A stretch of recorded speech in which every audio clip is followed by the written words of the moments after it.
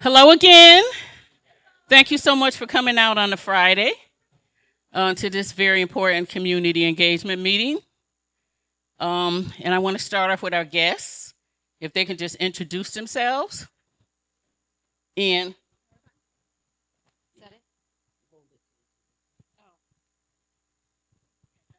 yeah, each one can just say their name and say a little bit about where they work at, and then we can get into your roles later.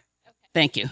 So I'm Christina Ghio. I'm the acting child advocate at the Office of the Child Advocate, and the Office of the Child Advocate has oversight responsibilities for all state-funded services for children. So we evaluate the delivery of services that DCF provides, as well as looking at the conditions of confinement for all individuals under the age of 22. Heather Panciera, I'm an assistant child advocate. Good evening, everybody. I'm Elliot Prescott. I'm the State Inspector General, and I'll talk a little bit in more detail about the types of cases that I get involved in. Hey, good evening, everybody. I'm DeVaughn Ward. I am the state's correction ombuds. My job is to do oversight over the state's 13 correctional facilities and 2 or 3 dozen or so halfway houses. So now that we have everyone's name, we'll start off with Christine Gia. Can you tell us more about your role? What do you do? And Sure. So our main role with regard to juvenile justice is to assess the conditions of confinement for youth. So that includes anybody in the juvenile system. So we go into the detention facilities, Heather does, and meet with kids to talk about what the conditions are like and to address any concerns, right? We, as part of that, we have access to all the records. We have access to the video. So we kind of do audits to look at what's going on. If we look at, for example, a disciplinary report, we might say, okay, let's pull that video so we can look at whether the two match. So we're really trying to get underneath whatever's being reported out to understand what the conditions actually are. And we do that, like I said, in any juvenile detention facility, in the Regions programs, and we do that in Department of Corrections for individuals under the age of 22. So that includes youth who are housed at Manson, but also 18 to 21-year-olds at Manson, but also in all of the other correctional facilities. And we issue reports. We have an obligation to issue reports every other year, but what we've started doing is rotating because it's a lot to do every other year to do all 3 facilities. So we do MYI, then we do the 18 to 21s, and then we do juvenile detention and Regions. You want to add anything? So yeah, Heather is the one who goes and meets with kids and talks to kids and reviews endless amounts of data and then digs underneath the data again to see, does the data actually match what we see in the health record, in the videos, so that we're not just kind of reporting out their data, right? We want to dig below the surface, and that's what Heather does. I'm sure every parent who has a child on the inside is knowing that they have someone who's going in talking to their kids and taking care of their kids and looking out for their kids. I really, really appreciate you too, because for me, those are the most vulnerable people in our system. Those are the people who are less likely to write a complaint or a grievance or reach out to the ombuds office. So though, to me, they're the most unseen people in the system. So I really, truly appreciate you guys for the work that you do. Thank you.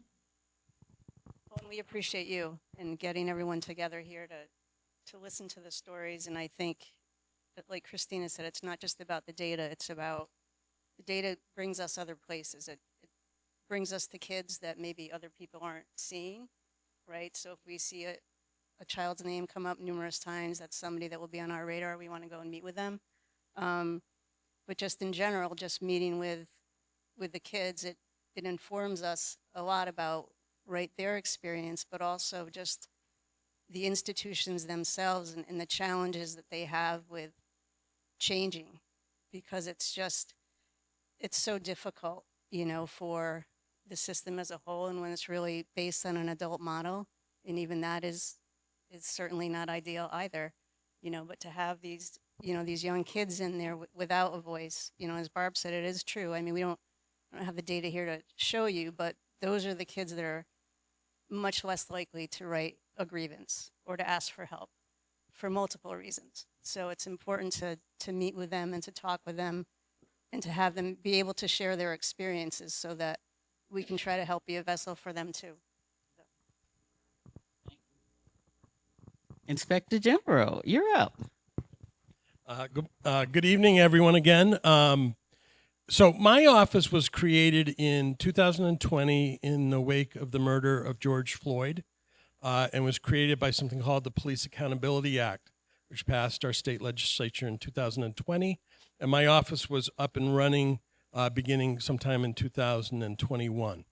So I really get involved in 4 types of cases, and I'll briefly run through them, and then I'll talk about the one I think that's most relevant to the issues here tonight. So anytime a police officer uses deadly physical force in the course of their duties, regardless of whether someone is injured as a result of the use of that deadly force, I investigate the circumstances of it. So if an officer discharges his firearm, regardless of whether someone's injured by that, I would go with a team of investigators. We would do a full investigation, and ultimately I would decide whether or not the police officer's use of deadly physical force was justified under our state law. So that's kind of a big category of cases that I get involved in. We also investigate anytime a police officer uses force that's not deadly, it's non-lethal force, but someone still dies as a result of the use of force. So let's say you had an officer who tased someone a few times, and that person had a medical condition of some sort. I would investigate the circumstances if that person died, and then decide whether or not to prosecute any excessive force. I also get involved in what are called failure to intervene cases.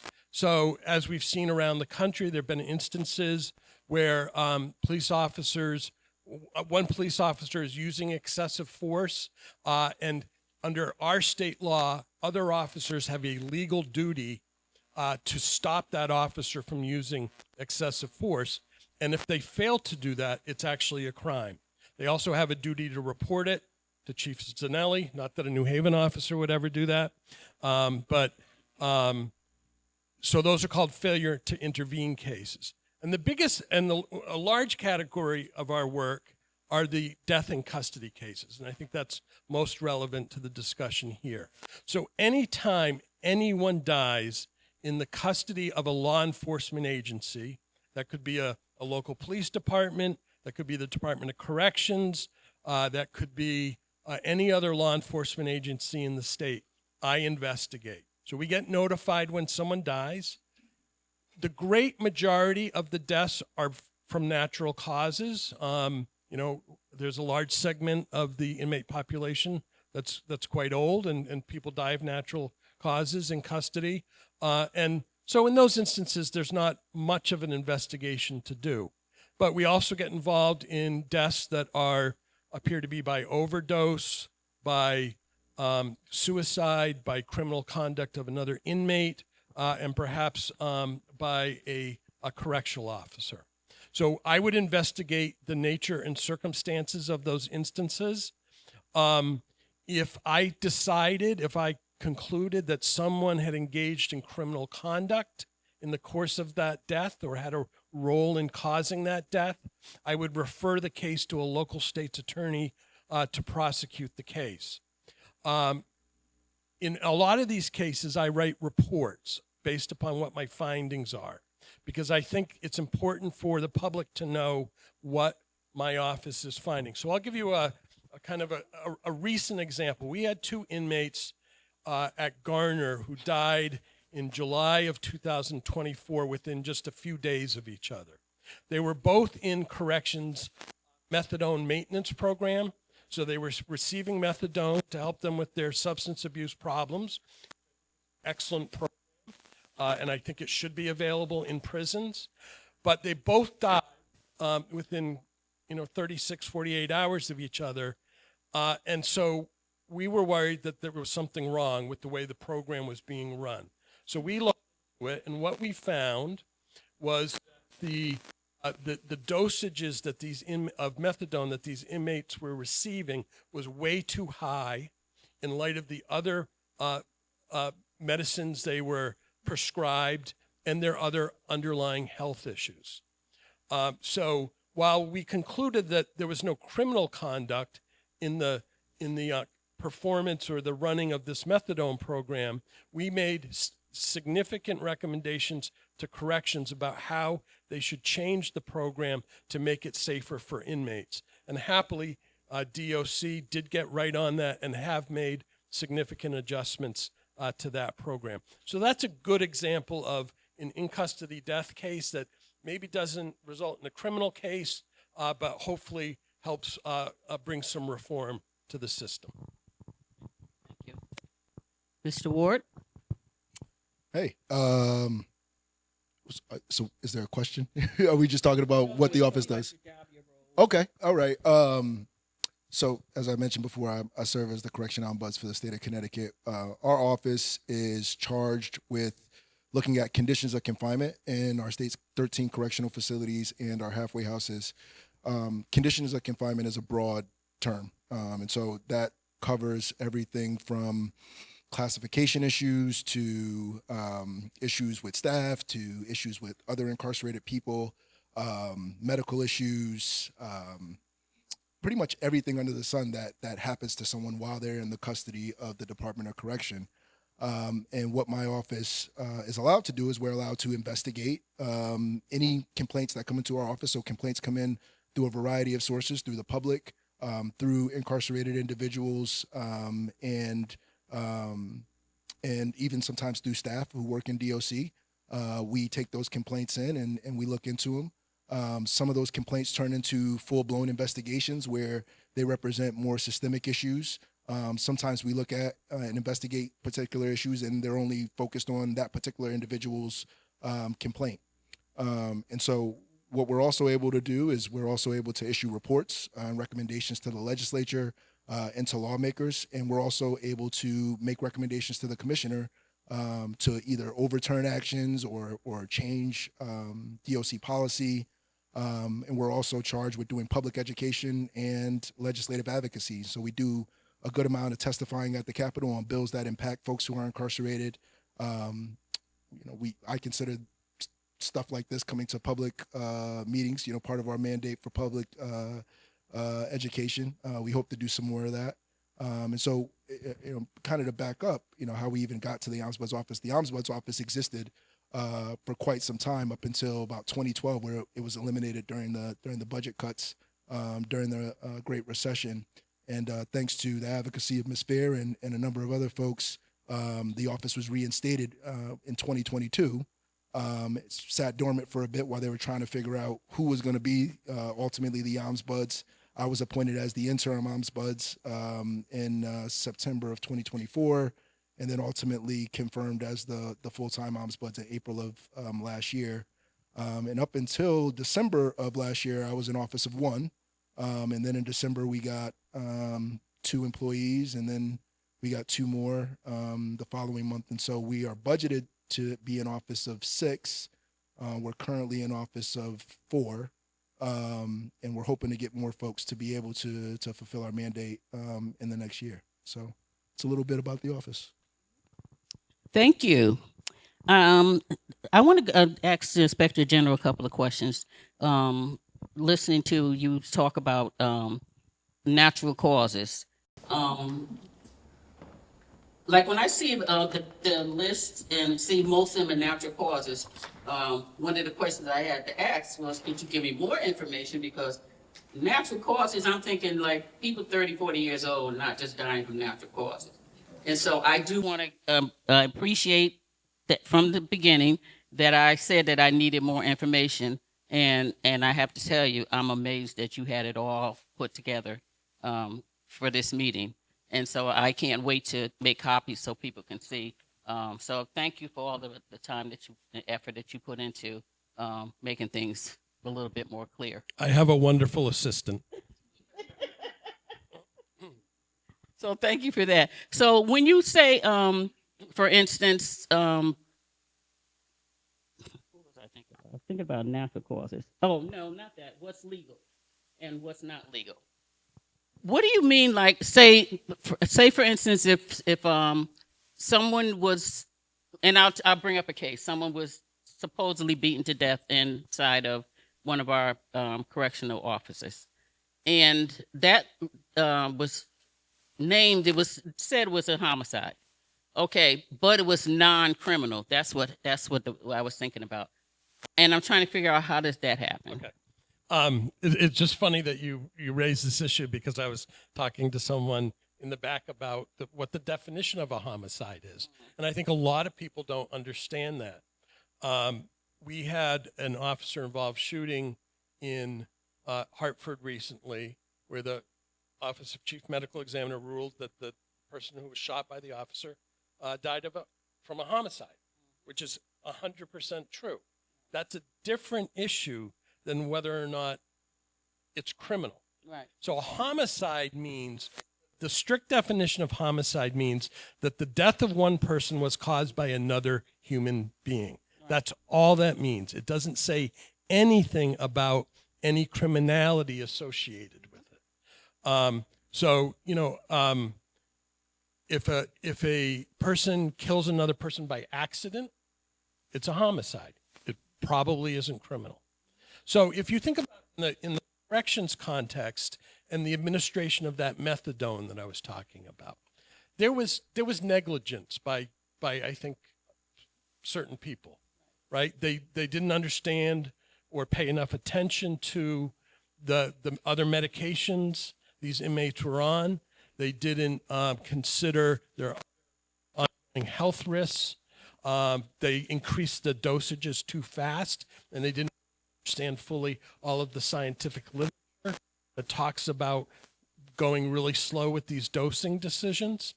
That would be negligence, but that's a civil standard, right? That's whether or not someone ultimately could sue and recover money under a civil standard. What I'm tasked with analyzing is whether conduct is much more serious than that it rises to criminal conduct. Is that helpful? Yeah, I hear you. So if someone's charged with negligence, there's no way for them to be held accountable, unless a civil lawsuit. Well, I mean, we do have a criminal charge that's called criminal negligence, but it's a little bit different than civil negligence. But in most cases, it's just like a car accident, right? Someone runs a red light and hits you. They were negligent in doing so. It's not a crime. It's just that they're going to be held accountable through the payment of damages, money, in civil court, okay? It's only when conduct is egregious enough or serious enough that it rises to a criminal level. Okay, so the person can be charged civilly, but would that person still be providing services for the Department of Corrections in a case like that? Would the person who engaged in the negligence? Right. They could be disciplined for it. That's it. And people are dead. Yeah. If it's a civil matter and it doesn't rise to the level of criminal conduct, then yes, that's the legal system. So I have a standard to apply. I didn't make up the standard. That the legislature makes up the standard, and I'm tasked with looking at whether or not there was criminal conduct. Now, DeVaughn may see things in that same case that lead to him advocating for other types of reforms and changes, right? So I would, and we've talked about working together. No, keep hearing, please. So I hope that's helpful. I can't say it's helpful because it may be frustrating. 2 people died right. as a result of someone overdosing them, and yet those people don't lose their jobs. That's just hard. Well, I'm saying they can overdose somebody else. No, they could lose their jobs. That's what I'm saying. There are consequences that they may face. They're just not criminal consequences. Okay. I got it. Yeah. Yeah, so I'm a well, I think we're a couple of us up here are lawyers, but I think Elliot, what I think a lot of folks are struggling to understand is why certainly it may not be murder, but why in that circumstance, right? Two people were negligent in administering medication to somebody. Why couldn't they be charged with manslaughter, right? Everybody famously knows the case of Michael Jackson, where he was administered a medication. He was administered propofol. The doctors administered too much. That doctor was charged with manslaughter, right? And even in the example you said, when somebody runs a red light, you run a red light, you hit somebody with your car. Certainly, you didn't mean to do it, so it's not a murder charge. It wasn't premeditated, but that person's likely getting charged with manslaughter. That person's likely going to serve 2 to 5 years in prison. And I think the question Ms. Fair is asking is, why does that not happen in a DOC context in the situation you just said with the Matt example? And yeah, and when you can think about this too, at the same time, I'm also thinking about the case that I brought up about Jay Allen Jones' death. When there's video out there that showed that he was beaten to death, I don't see how no one gets charged. I know the statute of limitations, all those excuses, but it just seems that people should be held accountable when you take somebody's life, and to have those people still have jobs is just crazy to me. Well, Some of them. I didn't investigate the case that you just referenced, so there may have well been criminal conduct. There may not have been. It wasn't for me to investigate, and I try and limit my conclusions to cases that I fully understand and have investigated. In response, I would just say that if someone runs a red light and injures someone seriously or even kills them, I think in most instances, the most they're going to be charged with is criminal negligence, and that rarely ever happens. But they're certainly not going to prison for 2 to 4 years.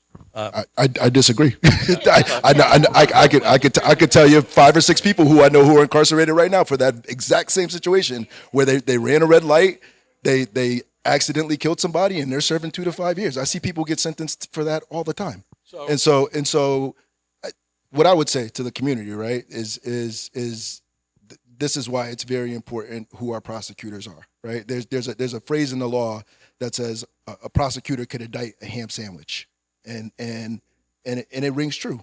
When prosecutors want to indict people for particular things, they will find charges to prosecute somebody. So even in the situation you said with criminal negligence, I think for a lot of folks in the community, they at least want that modicum of justice. Let the folks get charged with criminal negligence and let the process play out. But I think what hurts the credibility of the criminal justice system with a lot of folks from communities that look like ours is that folks are not charged at all. Folks face no type of discipline for some of this egregious conduct. And I think it really does erode the confidence that folks have in our justice system.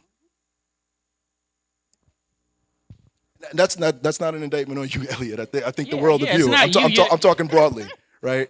I'm talking broadly. Yeah, it's a struggle to understand it. I wanted to get back to our kids again. Okay, I know your office has put out annual reports on the conditions of confinement for kids. Can you talk about the I'll say the initial report you put out that caused the Department of Justice to step in, and how did that end up? So our office, actually before I was there, issued a report in 2019 looking at the conditions of confinement and found very serious concerns, and really looking at the areas of education, in particular special education, because special education has a lot of very clear requirements in federal law that must be followed, including for youth and young people who are incarcerated. So we looked at education, we looked at mental health, we looked at isolated confinement, room confinement, right? The amount of time you spend alone, particularly in response to discipline. So we issued that report. We shared that report with the Department of Justice. The Department of Justice conducted its own investigation in follow-up to that and found essentially the same types of violations that our office found, and entered into a settlement agreement. And under that settlement agreement, there are different pieces. So there are education, there are things that they're expected to do with regard to education. And let me just, this is specific to Manson youth, right? So not the 18 to 21-year-olds that are in the DOC. So there are requirements with regard to education, again, to try to make sure they're in compliance with those federal laws, particularly for special education, requirements around mental health, and then looking at room confinement. So one of the disciplinary room confinement, just because there is a difference, and I can talk a little bit about that. But and so you want me to talk about the changes? Yeah. So What did the agreement ask for, and did anything really happen with that? So the agreement is still ongoing. So there is what's called a designated qualified expert. It's actually several people who go into MYI periodically to assess their progress on the expectations. So have they met all the expectations yet? No. I'll tell you what the changes are, and then I'll sort of tell you what I think everything boils down to. So there are some changes. So when we started, youth were being confined to their cells for disciplinary reasons for 30 days, right? 30 days, like in the beginning, longer? If they were in like SRG, but they could, yes. Yeah.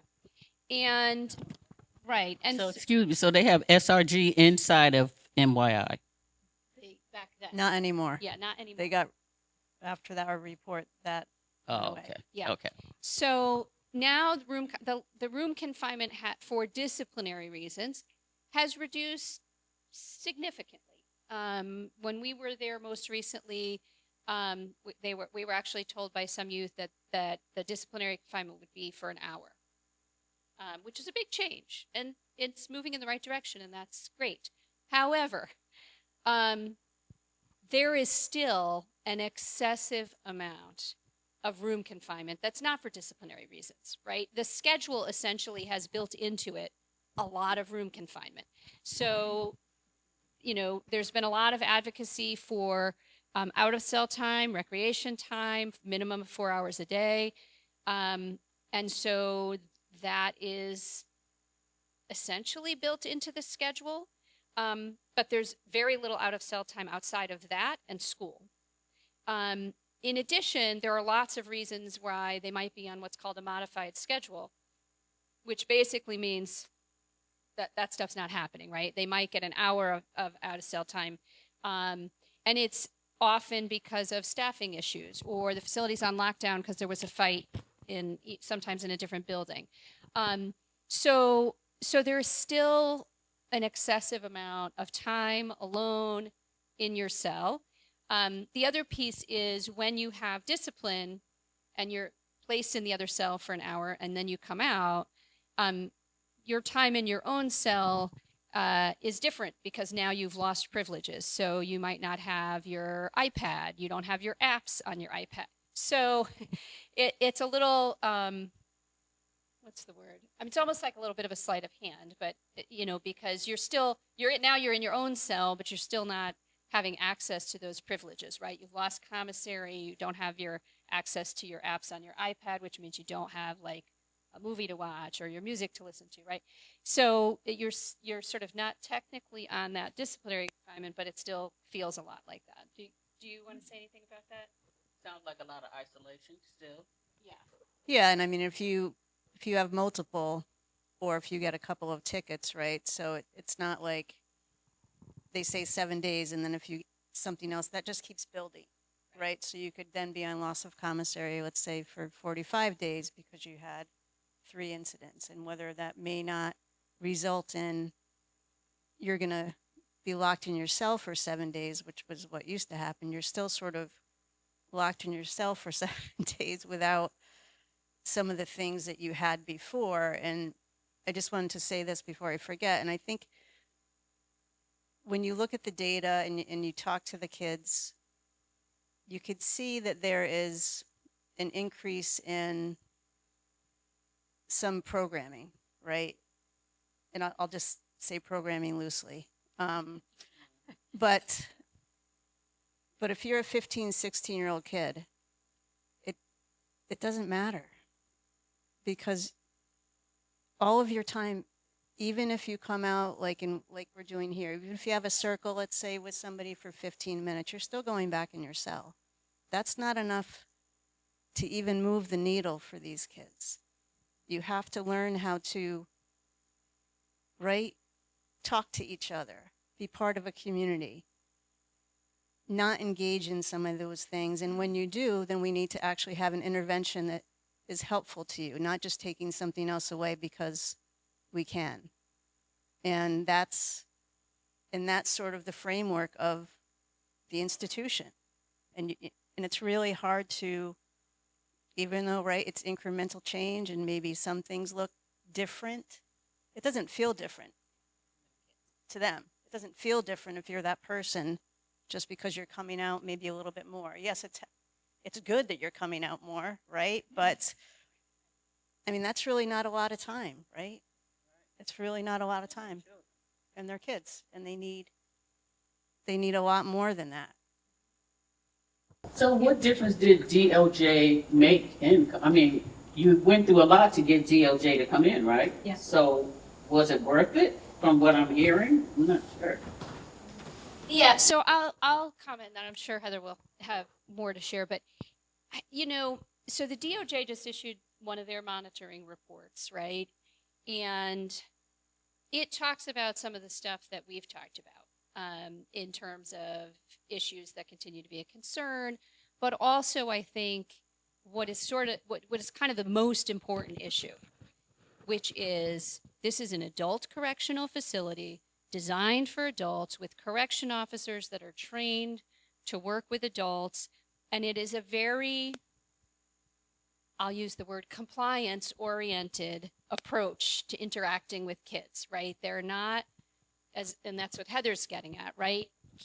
Kids need to be educated. They need to learn how to interact, right? We want them to develop pro-social skills. We want them to develop their educational skills. We want them to develop the ability to get a job, right?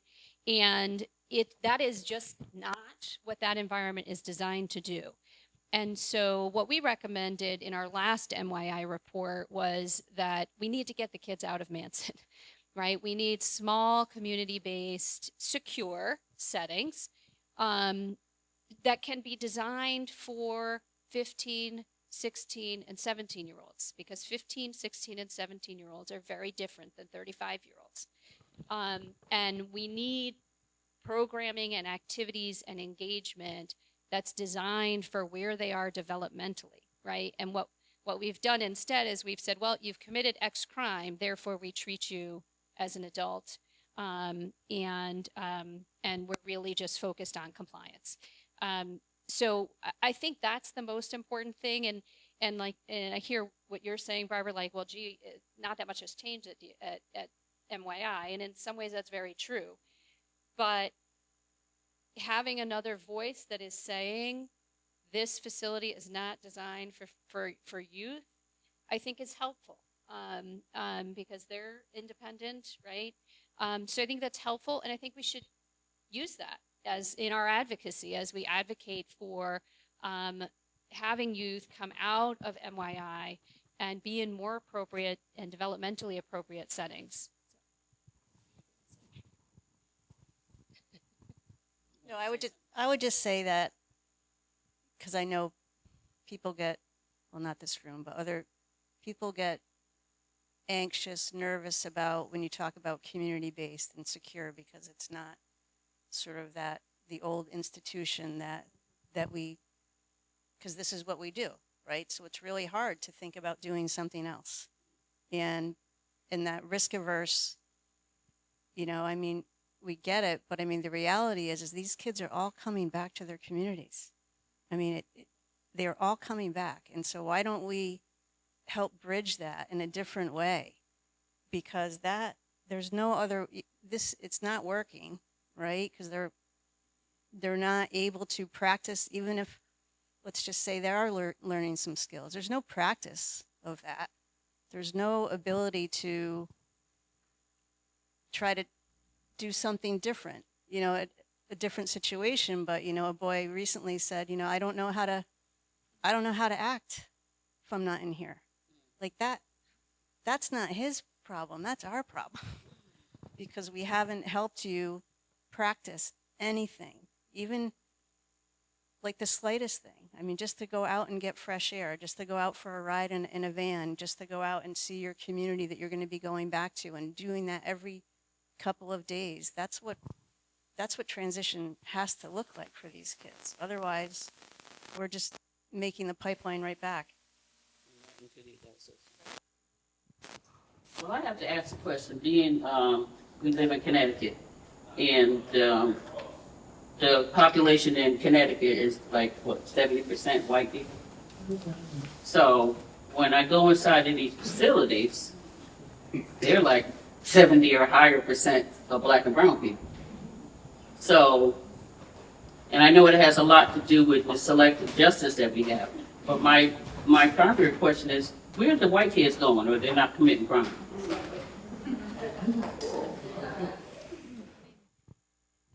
I mean, we know that white kids commit crimes, right? And yes, and we have a disproportionate system. There's no question about that, right? It's disproportionate in terms of how things are meted out, even what DeVaughn was talking about before, the decision of whether or not to arrest, right? Some kids are going to be brought back to their parents and say, police officers going to say to the parents, hey, your kid did this, make sure they don't do it again, and other kids are going to get arrested. And a lot of that has to do with the structural bias that we have built into our society. And I mean, there's no very well documented, no question that we have that. And I think, there have been efforts to address that, but we don't see any change in that. I mean, the numbers are very, very disproportionate. When we do our, reports, we always include information on that. And I think the last one we did, it's about 80% are kids of color, which is vastly different than what our communities look like, right? So there's no question that is a significant problem and one that we need to address. So this has been going on for many, many years, so I'm wondering, when are we going to address it then? Yeah. What is it going to take for them to address it? Yeah, I mean, I think that it's certainly something that the Juvenile Justice Policy and Oversight Council Committee looks at. And I think it's been really challenging to identify ways to address that. And frankly, we see that in our child welfare system as well, right? There's disproportionate representation for, as I said, a lot of the structural reasons, right? Concentration of poverty, historic and ongoing racism, which are really difficult to modify, given the sort of goes back to what Heather said before. The strongest thing in the legislature, the hardest thing to change, is the status quo, right? And it's why, and I've said this before in these forums, right? People need to be at the legislature. They need to hear you, they need to see you, they need to get emails from you, they need to get phone calls from you, and they need to hear that this matters to me, your constituent, and I'm going to keep showing up until you do something about it. Because the status quo is and has been disproportionate impact for ages. And there are people that are trying to work on that, but we need to keep pushing them. We raise it in our reports and we push it as an issue, but it is somewhat intractable because it is the status quo. And changing the status quo is incredibly difficult, but also incredibly important. Can I add one? Let's hear from the status quo. What do you do, Judge? I really hope you don't feel that way. But I'm kidding. what No, I'm not. What I would say is that everyone on this stage is committed to sunlight, and bringing things out of the darkness and into the sun, where people can see them and react to them and understand these systemic differences exist and start to get at the root causes of them. That's critical. That's a big first step. So I think in the various positions that we have, a large part of what we're doing is to bring things out into the sunlight, and that's a good thing. Okay, I'm just gonna say one thing, then I'll hear from DeVaughn. Because you're right, the first step is getting things out into the light. Well, I've been putting things out into the light for about 50 years now. So I'm just wondering, when do we reach the light that says, okay, we got to stop doing this?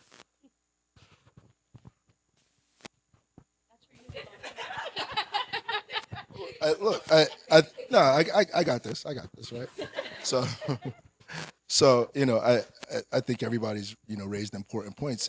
I think it's after to Ms. Fair's point, you get to a certain point, right, where you've identified the problem, but what do you put as a substitute or a solution? And I think that's the tough part, right? Is okay, we know this doesn't work. We know this doesn't work. And that's kind of some of the tough work I'm engaged in right now, particularly around DOC medical care, right? We're clear that this is broken. This is not a operable system. We're clear on what the issues are. Those are out into the forefront, and we're all talking about it.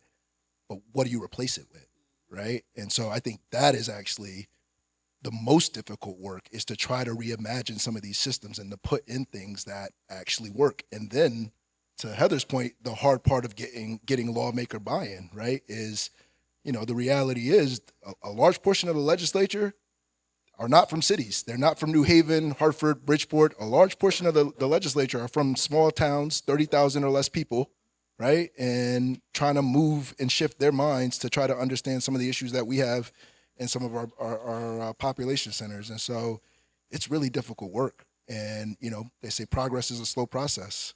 It takes a long time, multiple sessions, sometimes pushing for some of these things. And sometimes it takes tragedies, right? We got Elliot's office in the wake of a tragedy. Sometimes it takes horrible things happening for folks to understand that change is needed and to create some of these systems. And so it's hard work. It's hard work, and it takes a long time, and it takes dedicated folks like Ms. Fair, banging at that wall for years. So Now I'm sorry, banging my head. don't do that.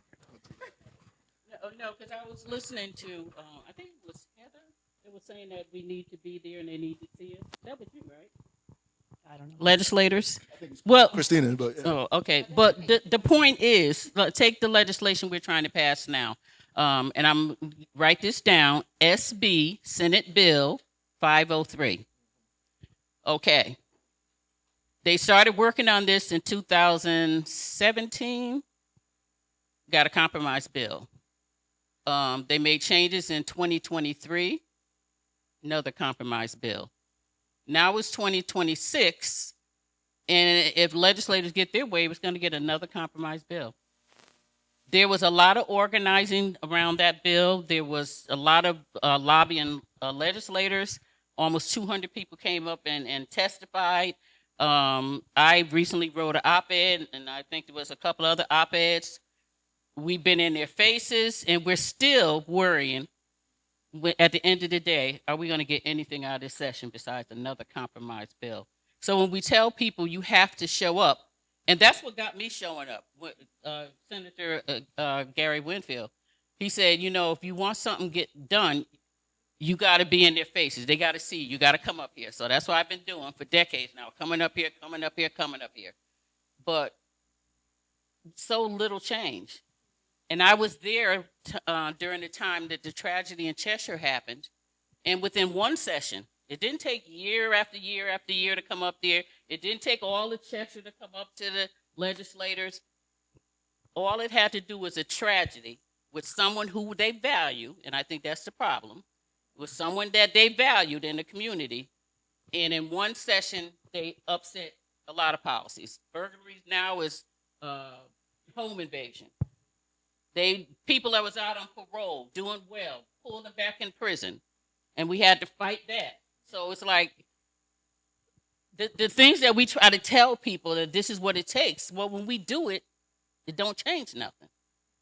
So I'm asking people to get in touch with your legislators. Start with Gary Winfield Holder and Steve Stastrom. Those are the chairs of the judiciary. And write emails, write letters, make calls, get in their face, be up there until this session ends. Be in their face. Also, if I could add to that, write the governor, right? Because the legislative process is two parties. It's the legislature, but the governor has veto power, and the governor's up for reelection this year, right? So, in That's addition, a little bit of hope that I have. don't do that. No, Please, seriously, please because don't do we've that. been here before. So- When we passed the Protect Right. Act, House and Senate passed it, got to the governor's desk. He did what we expected him to do. He vetoed it. But that next session came up, and it was a short session, just like now. And day one, I was right there with a press conference reminding him the same people that you neglected for 4 years, Bridgeport, Hartford, and Waterbury, and New Haven, those are the people who put him in office. They helped to get him in office because he was losing. But when those communities came out, he got on top. He needs to remember that. And what happened in that short session? That bill was signed and passed into law. So, yeah, there's two parts to it. But when you have a governor who really has shown, there's undeniable that incarcerated people are just not important on his list of things. So that's why you're going to have to do more. But take advantage that this is election year. And you might need to remind him, I live in Bridgeport, New Haven, Hartford, and Waterbury. You need all of us to get in office. And if you don't, we're not going to sit home and let you get an easy win. If we have to, we'll vote on the other side. Because, I mean, what's worse than if you don't care at all? What could be worse? It can get And you've worse. had 8 years to show that you care. It can get worse. We all. I don't know, though. I think we collectively found that out as a country recently, right? People were saying some of the same rhetoric 3-4 years ago. It can absolutely. I want to tell you guys because I can appreciate where Ms. Fair is coming from, but I do have to say Governor Lamont has been a partner with me in my oversight of DOC. He's empowered me to do my oversight of DOC. He signed off on my budgets. He's appointed me. So he picked me, right, knowing that I have a history of suing the DOC, right? When we have gotten into contentious debates with the Department of Corrections about a number of issues, internal things within our office, he has routinely been on the side of my office. And I think a public example of that is when the conditions of confinement report came out, and DOC's response was that my narrative that I put out in this report was all made up, and it was just manufactured to make the department look bad. And the governor's response was, DOC needs to do better. And I thought that was very telling about where the governor's mind and heart is related to the Department of Correction. I think even recently, right, we've seen that we have our current commissioner, he's stepping down in about 2 weeks, and we're getting a new commissioner. I think there are a number of changes that are on the horizon for the Department of Correction. So I got to stick up with the guy who got me here. And so, you know, I will say this, though, to Ms. Fair's point. When I am talking to the governor, I will say, you know, criminal justice is not his favorite policy area, right? He's a business Understatement. right. He's a business guy from Greenwich. I know he likes to work on housing and business development issues, and so part of my job as the Ombudsman is to try to put these issues at the forefront of his mind. And so, you know, part of some of the strategy that I've employed to do that is I work with folks like Brittany Taylor over there and folks in the media to try to get out these great stories, not great stories, sometimes they're very tragic stories, but to try to get these stories out and these pictures out about what's actually going on behind these walls, which in turn he does hear about, even though he may not love this particular policy area. You know, he has a press person who reads the press clippings every day and presents them to him in his daily briefing. And so when you see me in the news, it's not just for my own edification. It's because I am trying to convey a message to somebody who may not otherwise care about these issues and trying to do it in a broad fashion. And so I did just have to add that joinder to your remarks about the governor of the state. Thank you for that endorsement of the governor. But like I said, you pay attention to what he's done in 8 years. I don't care what kind of nice little statement he puts out there. You look at what happened over 8 years, and that's great that you have a good relationship with him, but we talking about us. What is he doing for us? So, oh yeah. I just want to I know, sort of on that same subject, I think too, right?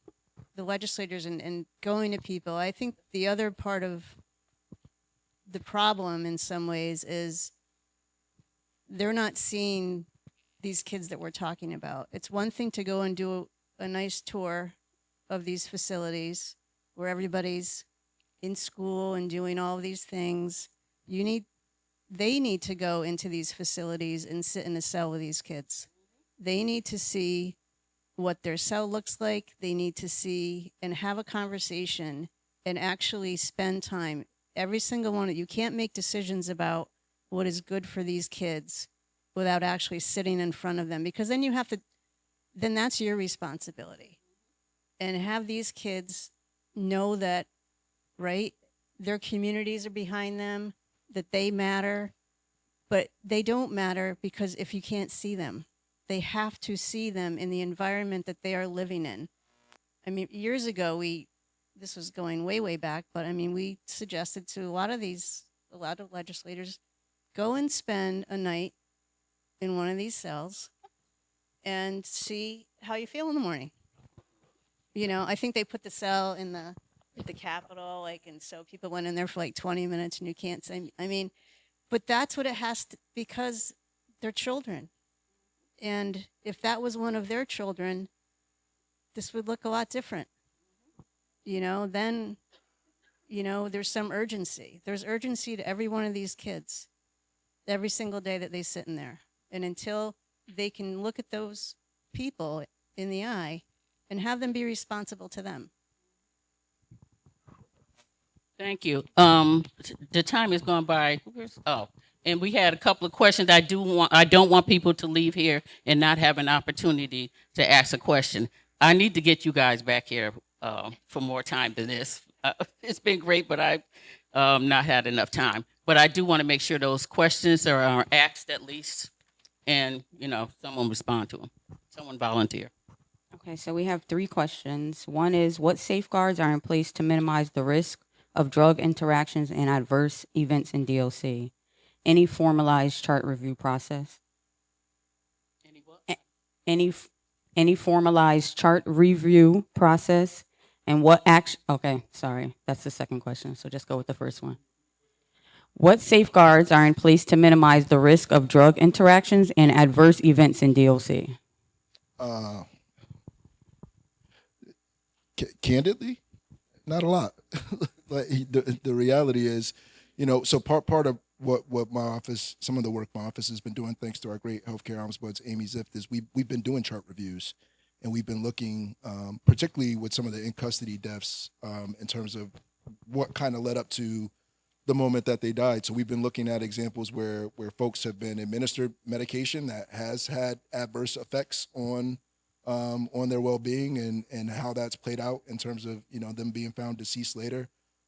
We've looked into certain instances where folks have, you know, committed crimes against other folks who are incarcerated and found that their medication management, essentially that they were not being medicated properly according to what was in their chart, which caused them to end up hurting somebody else in custody. And so, you know, I guess to answer your question, there isn't a great process internally for DOC. And that's one of the things I know that they're working on. We had a meeting with OPM and DSS. They're working on some things with the electronic health record where there's certain stops, mandatory stops within the EHR if you don't put in certain information, and trying to basically make the electronic health record work better to catch some of those adverse reactions. But in terms of the chart reviews, you know, we need more staff. You know, Amy's the only healthcare professional in our office. As I said, there's 13 correctional facilities. There's 30-something halfway houses. There's over 10,000 people incarcerated in the Department of Correction. My office needs way more resources than we have. You know, I say this all the time. The DOC has 6,000 employees. 6,000. Every 1 in 5 state employees are employed by the Department of Correction. They are the largest state agency. I have an office of 6 to do oversight over 6,000. 10,000 people total if you add up employees and folks who are incarcerated. 16,000 people. It's a small municipality in the state of Connecticut. I got 6 people to do oversight over that. So we could do it absolutely. My office can do a better job. I know DOC can do a better job. So. And you say you have a few openings? We got 2 openings. We're going to post for a clerk typist position within the next. Actually, we're not posting for that position, but we're going to post for a special investigator, and I'm hoping we're supposed to get 4 more positions after this next budget passes May 4th. Okay. Where do they sign up? I hope we got a few qualified people in here. The third question would be, what actions took place after the first death in Gardner last July to prevent the second one from happening days later? Attorney General. Yeah, so that was one of our big, one of the things that surprised us most was they had this inmate die, and then they didn't immediately say, wow, we better start looking at these other dosings and these other decisions. And so that was very shocking to us. And the actual dosing decisions was being made by a private company that corrections had contracted with. And the actual dispensing of the medicine was happening offsite and being brought in. And one of the things we said was that no one should be making a dosing decision without actually seeing and putting your hands on the patient. And they're patients, not inmates, patients, right? So They're all people. Inmates, well, we don't say inmates, but they're all people, in other words. and so we had, and I can't recount them here all in my mind, but we had about 10 to 12 different recommendations that I think will be positive, including requiring them to hire a physician who's trained in making these decisions. And this will be a physician who will be on the site, Yeah. as opposed to what they have now, someone who is there part of the day and then the rest of the time they're, At the calling in orders. we'll spend substantial time at the facilities that have this methadone program, which is not every facility. Now, you said that's something that they're going to do, or you just recommended it? We recommended it, and they've already started to institute a All large right now. number. Yep. Okay. Okay, this one. Why does it take so long to see an inmate, incarcerated person is what we say, I'm trying to figure out what this says. To see an inmate on wait for health to get worse or to die, to be seen by a doctor? Why not prioritize health issues? I don't make any secret about it. I think the healthcare in DOC is deplorable. I think what we're finding out, we're doing somewhat of a deeper dive on just the systems in DOC.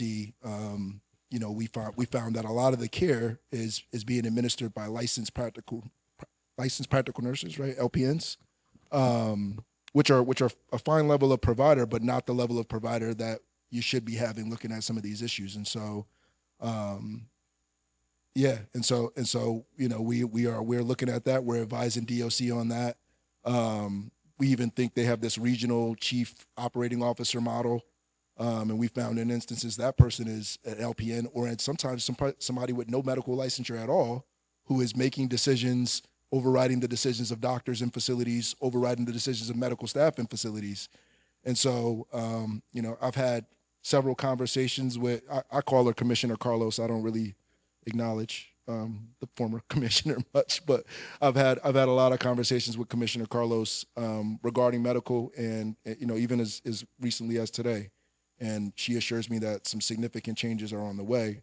To that point, though, I do want to say my office has subpoenaed the Chief Operating Officer of Medical, Bob Richardson, the Chief Medical Officer, Byron Kennedy, and the Health Service Administrator, Kristen Shea. I subpoenaed all 3 for public hearings that are going to take place May 12th. And I'm going to be asking them publicly a lot of these same questions that you're asking about the medical system. And they're going to have to answer and respond to everybody in a public forum about exactly what's going on with DOC medical care. So please stay tuned for that. Nice. Okay. I got a few more questions. So I think this question is for the Attorney General? Because I heard him speak about Inspector General. Sorry, Inspector General. William Tong would not like William me to Tong. take his. Wrong person. I'm sorry. If a person ran a yellow light, trying to read through this writing. I'm sorry. If a person ran through a yellow light, hit a car turning on red, I'm assuming, and dies in an accident, what is that considered? Criminal or intentional? I'm assuming that's what that says. Yes. No, yeah. Yeah, I'm back in law school. So, it's with, 3 sentences of facts, it's hard to kind of declare something to be one thing and not another. Just to go back to the conversation I think we started near the beginning, is that, and my friend here took a little bit of a shot at me, and that's fine. We're all grown, and that's fine. But the reality is that you're not going to get anyone to call criminal the failure of a clinician in a setting who hasn't read enough of the science, the literature, the science literature around dosing. No court, no jury is going to call that criminal. At most, it's civil negligence. And I'm not going to bring cases I can't win, and I can't even get a judge to sign an arrest warrant for. So that's really the difference.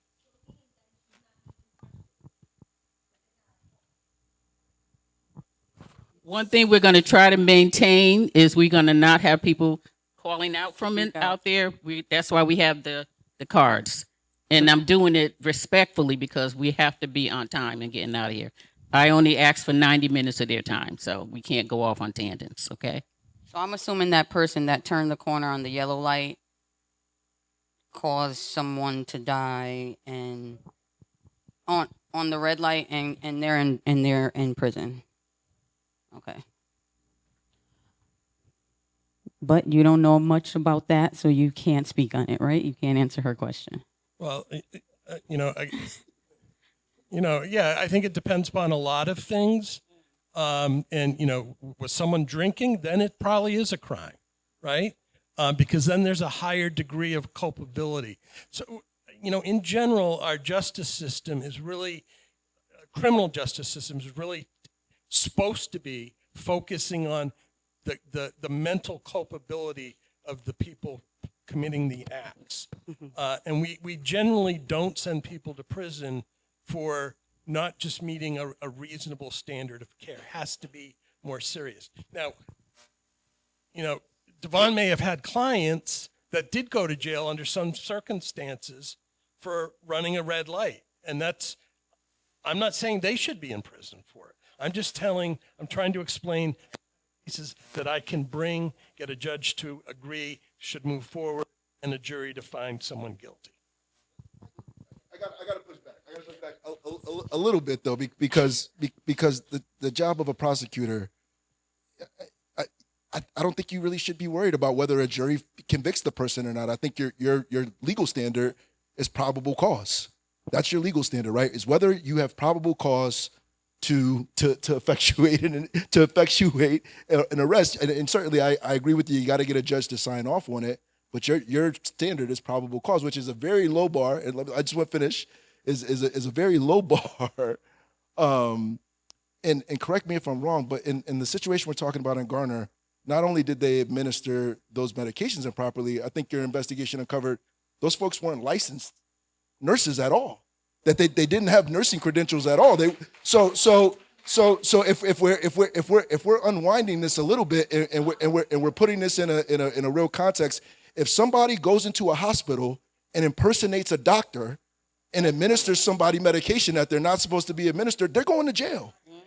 So in this situation, DOC had an agency. They had people who were not actually nurses, had falsified degrees. They had no business being nurses. They administered people medication. How are they not prosecuted? And I hear that they still use that agency. All right. So one thing I'll say is respectfully that a prosecutor ethically not bring a case that he in good faith beyond a reasonable doubt. There is a clear ethical rule about that. I can't bring a case, even if there's probable cause for it, if I don't believe I can prove it beyond a reasonable doubt. No, it has to be objectively reasonable, right? So that's the standard. And the nurse, the person who was masquerading as the nurse, was involved in the administration of the medication, but they weren't the ones that were making the dosing decisions and making the true medical calls about what was appropriate. That's not, I have a role that's given. So my statute says the person has to die as a result of specific conduct that's criminal. And it was awful that they had this person who did not have the nursing credentials that they were supposed to have. That's not what caused the death of these individuals, though. Okay, I have questions, but I want to make sure she gets get these other questions out. I definitely need you to come back because you are leaving me with some questions, especially when you talk about that the justice system depends on the culpability of a person. And I think about all these young kids getting 40, 50, 60 years, and we know brain science says they're not culpable because their brain is not even developed. So we're going to have to leave it there so we can get them other questions in.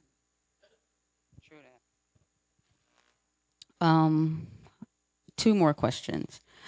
Are children in custody brought to see their parents? I only saw my father once while I was incarcerated. My DCF worker brought me to see him in Brooklyn.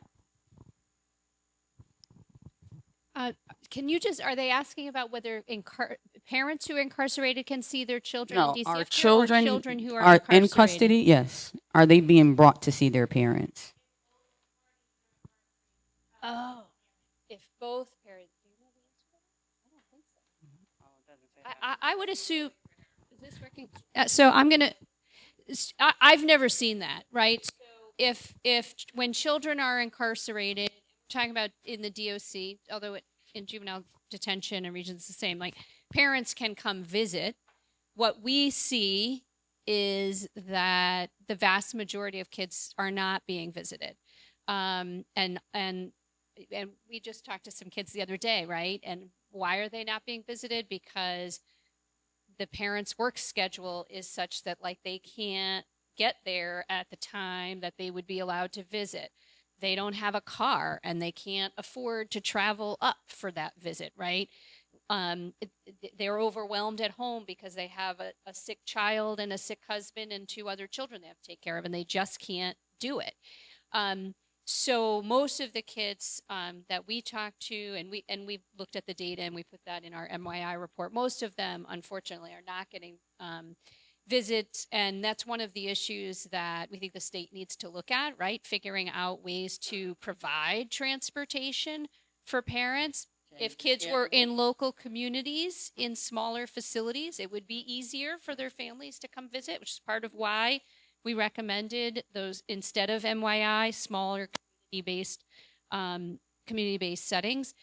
Adults who are incarcerated, if their children are not incarcerated, they can come visit. But I'm not aware of any rule that allows a child who is incarcerated to go visit a parent who is also incarcerated. Do you have any? Yeah, I have to be a real special servant because I mean they're not bringing. I mean the only time, people are leaving is if you're going to court or you're going to a medical. They're not transporting, within their facilities. I think maybe I can recall one circumstance where they would allow a phone call between the parent and the child.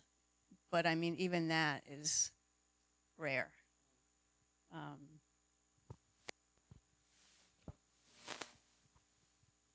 Okay. What is being done to improve education for kids on the inside?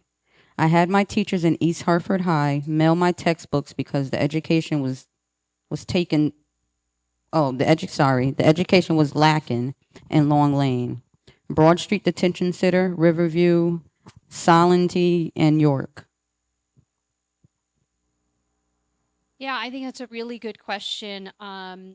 You know, we looked at education last time we were in MYI and found it significantly lacking and out of compliance with federal law, as I said before. And really, you know, kids are just not getting a lot of education in that setting. We have not, because of sort of our, this year we're in juvenile detention, so we have not gone back to MYI to see whether there are changes. The DOJ's report talks in really positive terms and indicates that there's been change with regard to education. But I think we'll believe it when we see it. You know, we need to go in and see for ourselves, and we will do that as part of our next review. We'll go back and do observations at the school and look at the records again, and see whether we think there are changes. It's kind of all I can say right now is DOJ says they're working to improve it.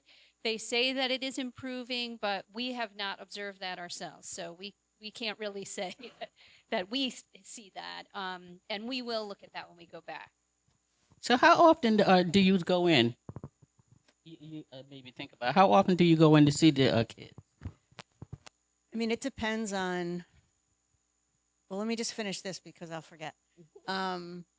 I think the other piece, not just about their regular high school education, we've really, I mean, we talk about it a lot ourselves. We've tried to figure out ways to get the system to change a little bit, but these kids need vocational opportunities every single day.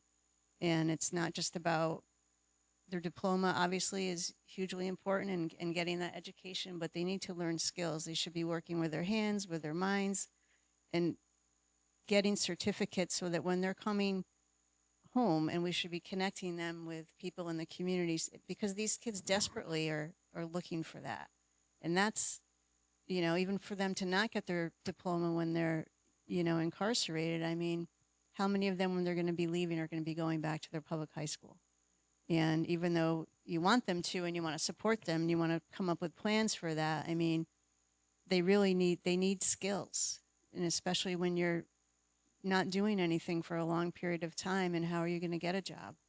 But anyway, so the other one, it depends, Barbara, it depends on what we have going on. It depends on our intakes. Again, we're an office of very few. We just also brought a couple people in, but it's primarily, you know, going into facilities is primarily my role. So we try to come up with our own schedule, right, to make sure that, especially when we're going in and seeing kids, making sure we're going back to see them, making sure that they know when we're coming back, and then connecting with some of the kids that we know, and then also meeting other kids who are coming in. So we try to look at those priorities are in terms of detention and, you know, the DOC, and it's not just MYI, right? Because we have to go see the 22 and under as well. And so a lot of that's based on what's happening and some concerns that maybe come to our attention. So we try to do it on a regular basis. So how big is your office? You were saying you don't have that many people.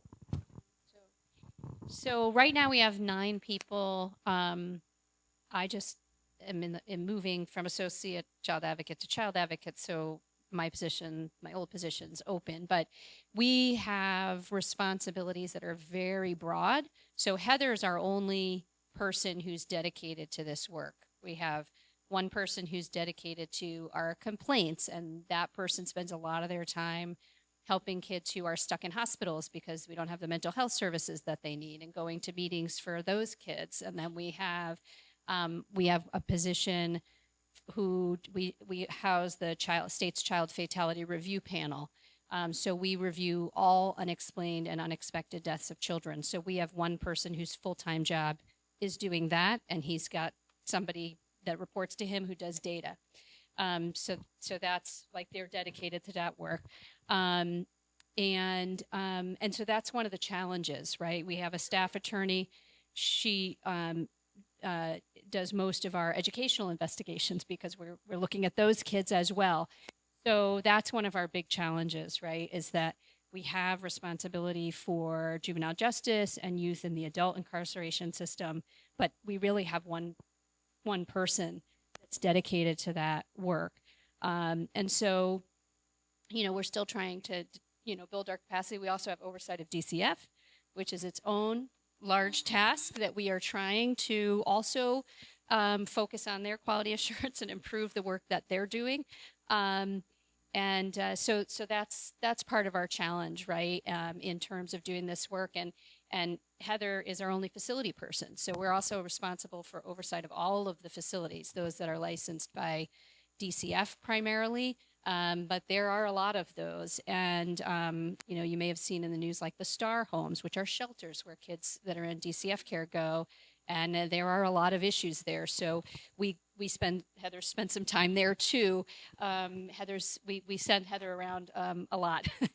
She's been in a lot of facilities lately. So again, she's like our one facility person. So it's a little bit challenging, but Heather works really, really hard and spends a lot of time not only like looking at the data, but using the data to think about which kids she should be seeing and talking to.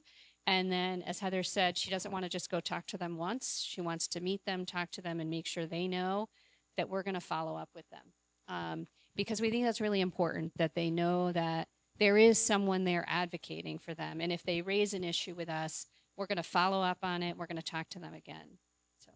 So some people want to know, what are some of the qualifications for some of the positions that you have in there, because they probably have some lived experiences and are able to get in there and help the youth.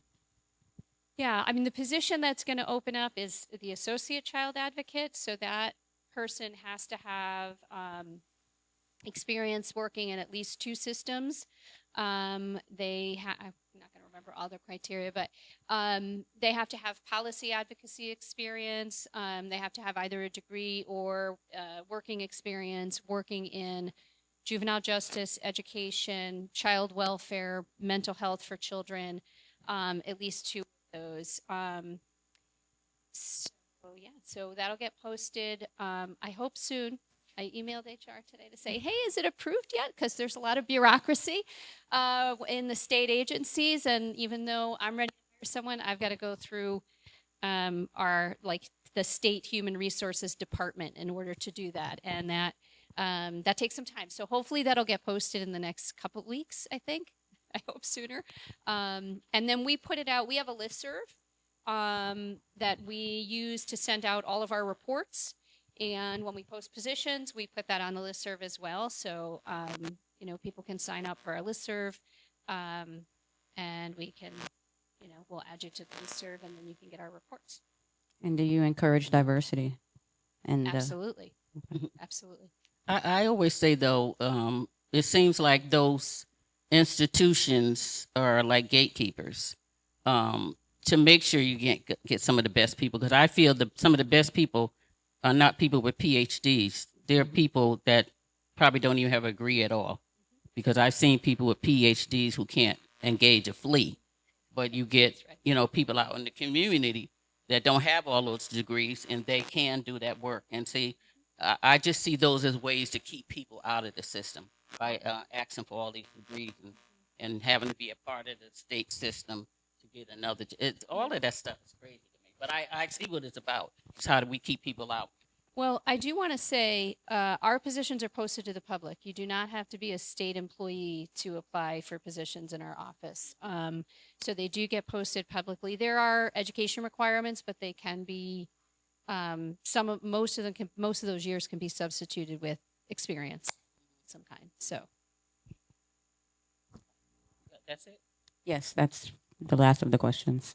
Okay, I know I have gone well over the time that I asked for, and I really appreciate that you guys gave that extra time, and you did it so graciously. You didn't sit here moaning and groaning about it. So thank you so much. But I know we need so much more time, especially the Inspector General. He left me with so many questions, but we would be here all night if I got around to him. So I'm hoping that you will come back. Thank you. I'm looking forward to that, and then I'm looking forward to you coming back to again too, and then our Ombudsman as well. So I want to thank everyone who came tonight. I hope you got something out of the conversation. And when I talked about SB 503, I didn't tell you what it was really about. I thought about that later, and it's about those young people who committed crimes when they were under 25. Now we have brain science who says that the front part of the brain that regulates impulsivity and what is it? Peer pressure, impulsivity, decision making, understanding consequences. Those things children cannot fully understand at that age. So why do we, because they commit a crime, want to just forget that they weren't 25? That they were probably 14 and 15 years old, but we want to treat them like adults. So there's legislation that's out there now that wants to make some changes in that. I'm hoping that people will really, really get involved, plan on doing something. One of the things I know they're going to be doing is just having people come up to the Capitol every day until the law passes. And that's been our experience with the PROTECT Act. For those who were on this journey with me, we were there every single day. Every day they looked in our faces, and we had a fact sheet for them every day. And we caught them. They couldn't get in the building without passing by us. Those who was on this journey know. But that's how we got it done. We didn't sit around and wait for somebody else to show up. We made sure we showed up, and we gave them everything they needed. We stayed there till after midnight, letting them know we're not going anywhere until this bill is passed. So that's the kind of energy you have to get this done. I have ordered some signs that are going to say yes to SB 503, things like that. Don't do nothing but go up there for a couple hours and hold that sign and stop a legislator as they're going by and ask them a question. If they say, I don't know about this bill, well, what do you have concerns about? Have a conversation with them. That's what it's going to take.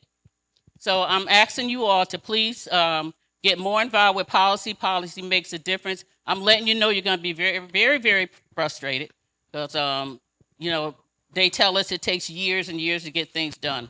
But let me tell you, if enough of us showed up, it won't take years because they know that we matter, and we're going to make sure that you see us and you hear us. And we're not going anywhere until you change some policy to benefit us, just like they passed the laws to benefit them. And so I'm going to leave it with that. But I'm leaving with just one question, though. Where do white kids going that commit crime? I really need to know that. I really need to know. Home programs like Term Bridge, things like that. It's just crazy to me that we accept this. That's what bothers me is we accept it. But anyway, let me go because I'll be on a tantrum for the rest of the night after the stuff I've heard here. So thank you so much for showing up. And if anybody, of course, wants to give contact information so you can have a conversation with them on some other day, not tonight because they're trying to go home, but give them a sheet of paper with your name, your email, your phone number, and say, I'd like to contact you. Okay? Thank you again. Good night. Raffle. Oh, my goodness. Raffle. Yes. Oh, let's do the door prizes. Let's get this money, y'all. We ain't going nowhere yet.